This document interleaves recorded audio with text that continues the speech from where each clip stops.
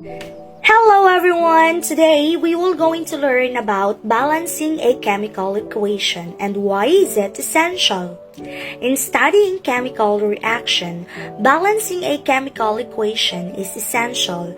This is because it tells us about the number of moles reacting and producing. Also, it tells us the amount of electrons transferred from one compound to another.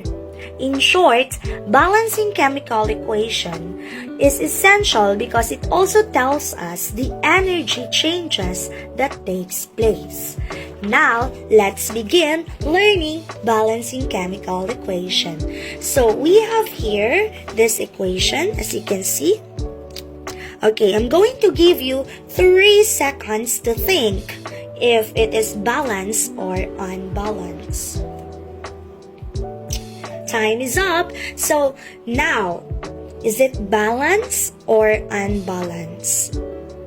You are correct. It is unbalanced.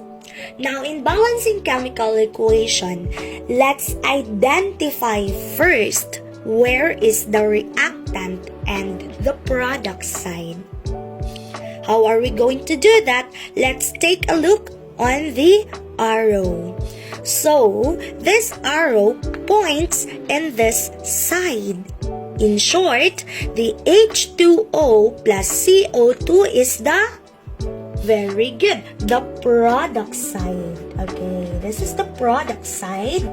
And this C2H6 plus O2 is the reactant side.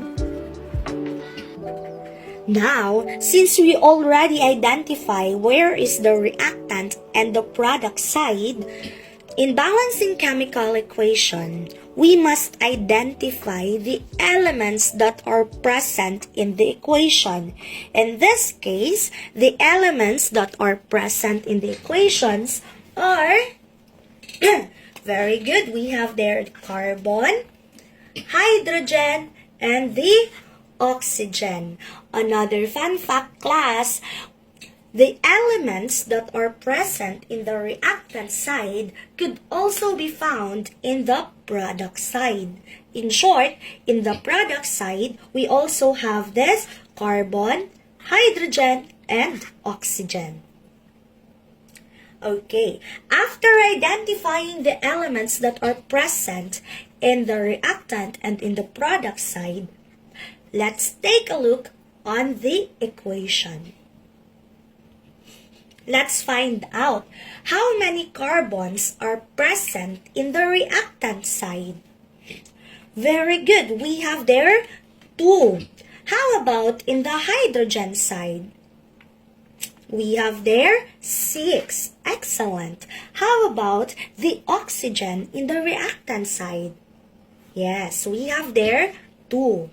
Now, let's do the same in the product side. How many carbons do we have there? 1. Mom, why is it 1?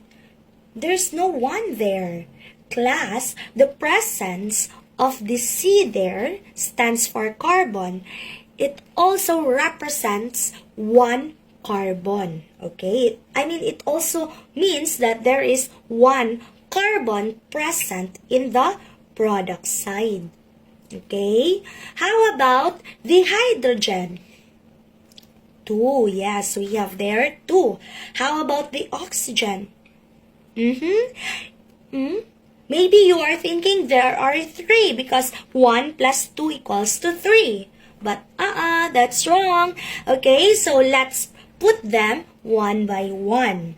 Okay, so as you can see, we have there 2O. So let's put 1 and 2. Now, why is it essential to put them in a separate ways?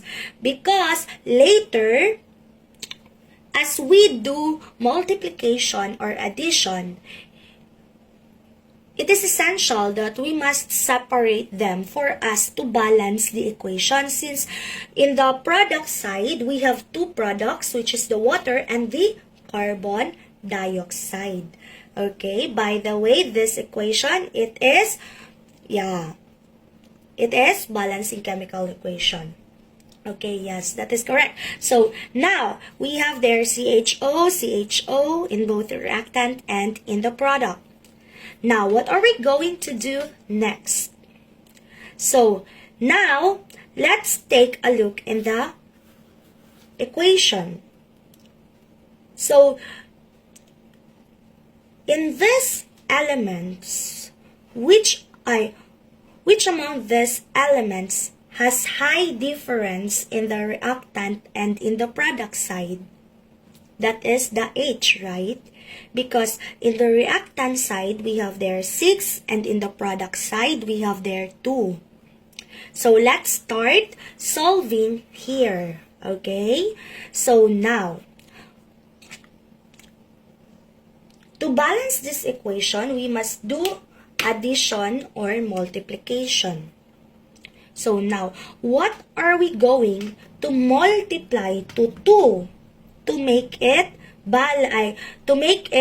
divisible by 6?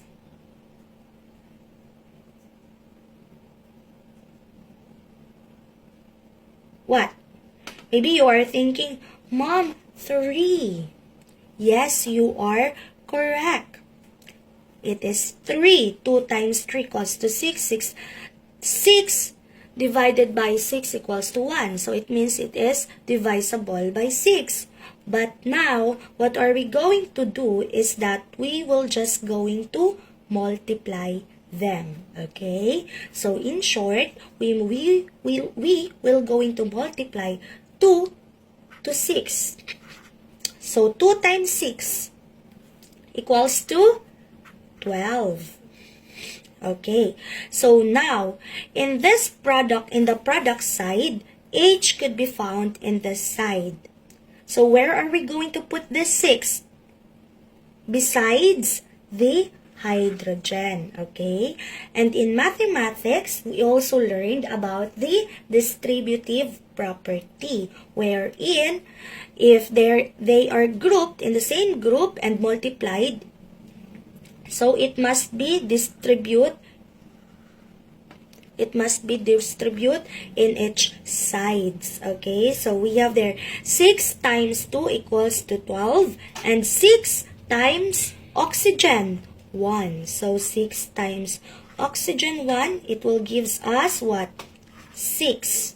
Okay, now let's proceed to the reactant side. Since we multiplied 2 times 6, what are we going to multiply it to 6 to make it 12? 2. Okay, so we will going to put 2 there. So 2 times 6 equals to 12. Very good.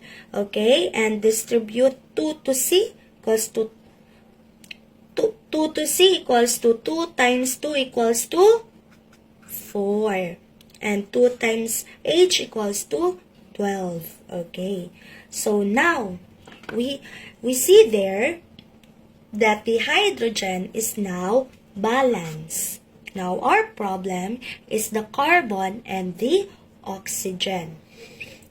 Okay. So now, in this case, the carbon is 4. So, in the product side, carbon could be found besides oxygen, right? So now, since carbon could be found besides the oxygen, so we will our goal is to make this 1 to 4. So what are we going to do? 1 times 4 equals to 4. So now the carbon has 4. So where are we going to put this 4? Besides the carbon. And then we will going to distribute 4 times 1 equals to 4. 4 times oxygen 2, which is the oxygen 2, the 2 there. So 4 times oxygen 2 equals to 8. After that, we have there the oxygen na. Okay, so let's see if the carbon is balanced. Yes, it is now balanced. Okay, our only problem is the oxygen. Now, what is the next step? We will going to add 6 and 8. Okay? Now, why are we going to add